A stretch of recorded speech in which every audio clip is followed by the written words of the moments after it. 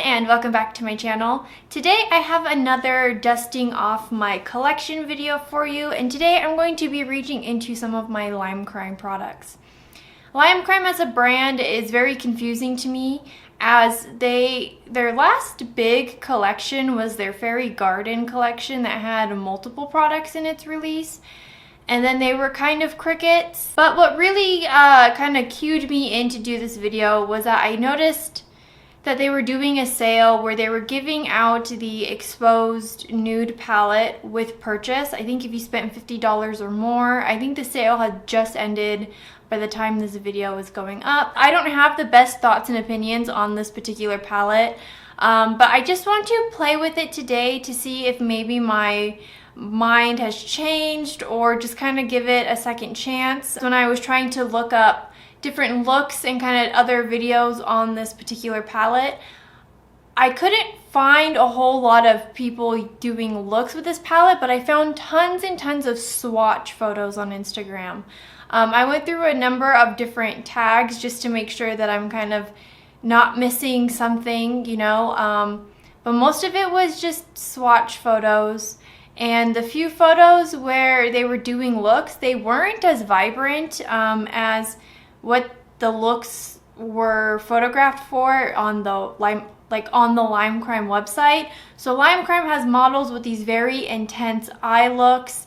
And I'm not saying that the people who were using the eyeshadow weren't talented, I guess, in using eyeshadow, because if you were to go on their account and go through their photos, they have wonderful and beautiful looks with all kinds of different products. So like, it just makes me think that it's the quality of the LimeCrime palette that's just kind of wonky. So before I get into that palette today, I do want to say that I did my complete base off camera.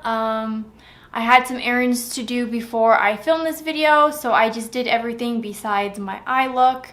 And I'm going to zoom you in and let's get into it. Okay, so now that I have you guys zoomed in, I'm going to start with the shade Flesh, just to put it in the crease of my eye.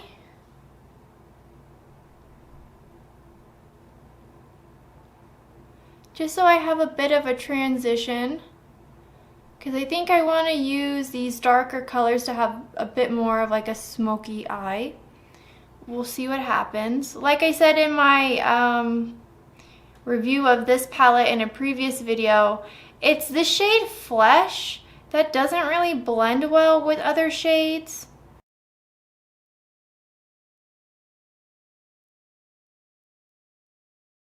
And then I'm going to take the shade, should I take the shade Immortal? It is this darker brownie tone.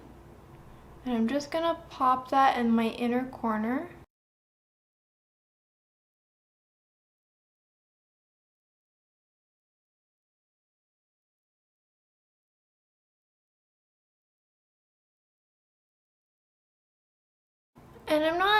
And it feels a little bit chalky, but this particular brush, I find it's better for me to kind of lay down the color where I want it, and then I go in with another brush to blend it. But it's really good at just kind of getting the shade where I want it to go. So then let's take this blending brush and see if we can't soften it out a bit.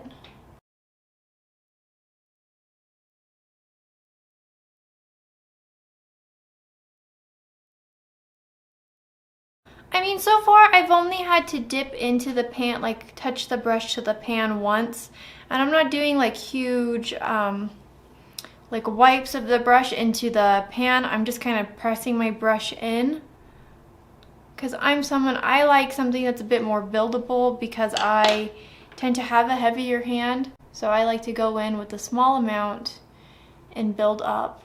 Okay, and then the next shade I'm going to take is I'm going to take this shade Storm on a flatter brush, and I'm going to, because it is a bit more of a shimmer shade, I am going to wet my brush, because I don't really want fallout. And I'm going to press it into the center of my lid. And then let's see what happens.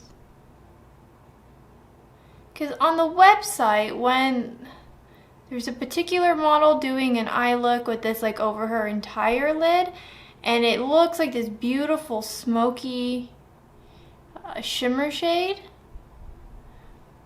But when I've seen pictures of it online, it just, I don't know, it just doesn't look the same as the photos that they have on their models. And I'm gonna just pat that into the corner there. It definitely looks more gray. I don't know, I feel like in the photos that they used, it was definitely a warmer tone, but this seems more like a gray brown than a warmer brown. Let's see, I'm going to take this lighter brush and I'm going to take that shade Nude, and let me see if I can't just brighten out the edges a bit.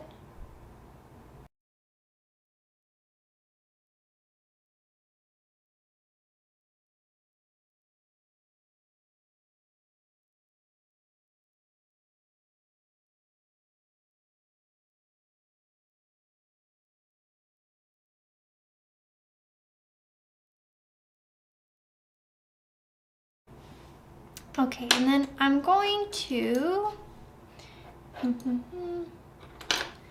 let's see. I'm gonna take the shade Abyss, and let's see if I can't just trace my under eyes with it.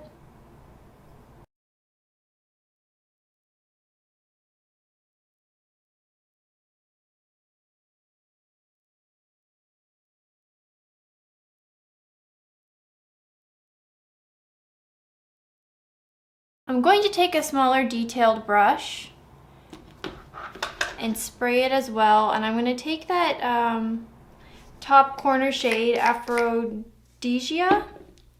and I'm just going to bump that into the corner of my eye.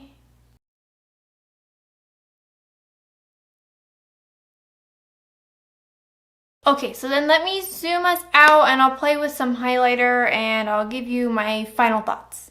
Okay, so I'm gonna go in with the Highlight Blossoms palette, and I'm gonna take the shade Sunset. It seems to be more of this like orangey kind of tone.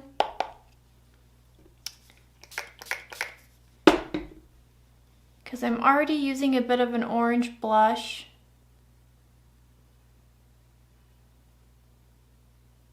And I'm just gonna pop that on the corners of my cheek. I don't know how highlighted I really want to be since my eye is so smoky. I don't know, for like a brown palette, it's okay. I'm kind of surprised on how well it's performed really today in this video. I thought I was definitely gonna have more of a conclusion on if I really wanted to declutter this palette or not. It seems fine. This is like one of the few times that I've gotten this palette to really work in the way that I want it to. It doesn't look so chalky, and at least there's a bit of pigmentation. I am using an eyeshadow base, and I'm pretty sure eyeshadow bases and primers keep the longevity of your eyeshadow, so I don't know if this is gonna fade over time. The shade on my lid, I feel like, isn't performing in the way that it's advertised on the website. It's definitely more cooler toned and gray based, as I've said a number of times in this video. And in all the promo photos, it was like this deeper, not like an oil slick effect, but just like this deeper brown effect. Similar to, there's a shade in the new Nabla palette that's a bit of like a latex formula. I think it's supposed to be like a similar shade to that because that's like a very deep, warmer brown. This is very gray based. But I mean, it complements the inner corner that I used because it is a cooler blue. So before I get into my final thoughts of this LimeCrime brand, I do want to talk about the blush that I'm wearing today. And it is the Softwear blush in shade Wi-Fi, which is a very cute orange shade. I think this is like the best blush out of the entire line, and I have like, let's see, 2, 4, 6, I have 7 of these. I have 7 different shades all together. And this is the one that I maybe use the most if I want to reach for a blush. I think they also just advertised that like they're selling these for below $20. They've been on sale for all of 2021 and I think halfway through 2020, if not all of 2020.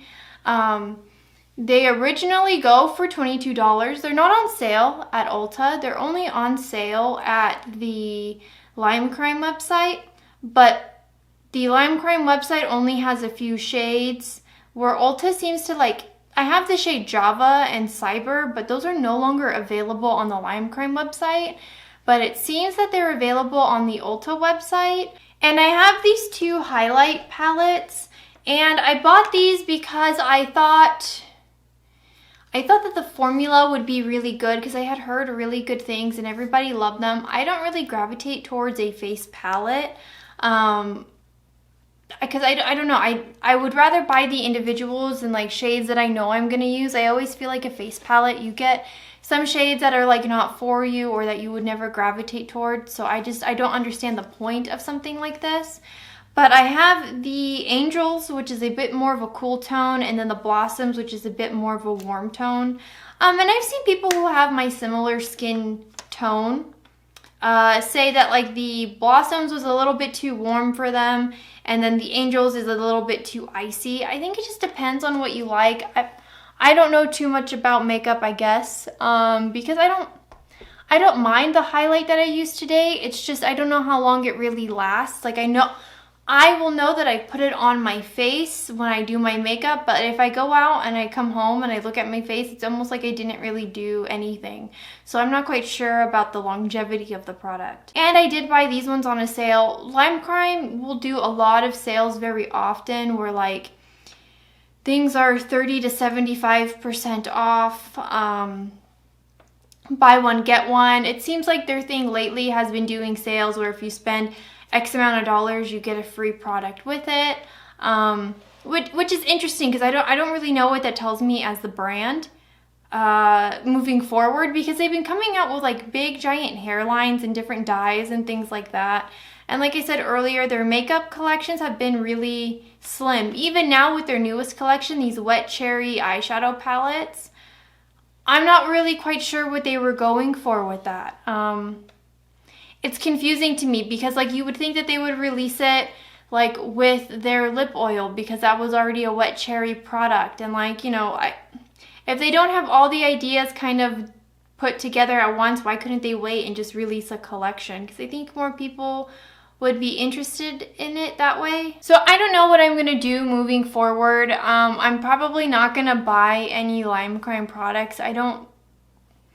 I think moving forward, I'm no longer going to be buying LimeCrime products, and that means like directly from LimeCrime, from Ulta, from TJ Maxx. I'm just going to avoid it because it seems like the brand is kind of lost and maybe a bit dated. I know that it was one of the bigger indie brands that had all of these crazy beautiful colors and all this wonderful packaging. Like, I think Jeffree Star took a huge influence from LimeCrime because no one had blue lipsticks, no one had green lipsticks, orange, yellow. No one was really doing all of that fun stuff, but also delivering a quality product. And I think formulas have just improved so much over time that like I just don't know if LimeCrime really holds a candle to them anymore. I've also had people suggest to me about my highlighter palettes to try the Alien Cosmetics palette because it has similar shades plus some better shades that I'm kind of more interested in. There is a bit more of like a greeny highlighter, and since I missed out on the Claydos green highlighter, I feel like that would kind of fill a spot in my heart. And I've heard nothing but great things about Alien Cosmetics, and when I see videos and when I look up the tags for Alien Cosmetics, people are actually using the product.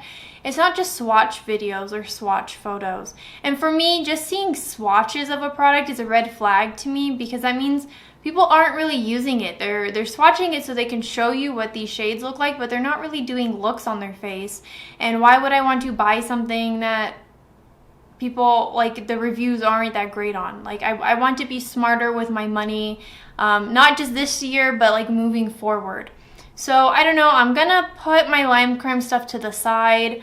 I think I'm just gonna use up what I have, and see what happens, because I don't want to be one of those makeup content creators where I start buying tons and tons of IKEA drawers to fit all the product that I have, because I would rather just hold on to the stuff that I'm using all the time. Like, and I don't just want to buy products, you know, just so I can review them and never touch them again. Like, that's not what I have in mind with this content. So if you like today's video, please give it a like and let me know in the comments down below, do you have this palette? Have you tried anything from LimeCrime, which is like your #1 go-to? Or maybe are you feeling like me, where you're just kind of like, I don't really want to spend my money on LimeCrime anymore? I look forward to your thoughts, and I will see you guys next time. Bye.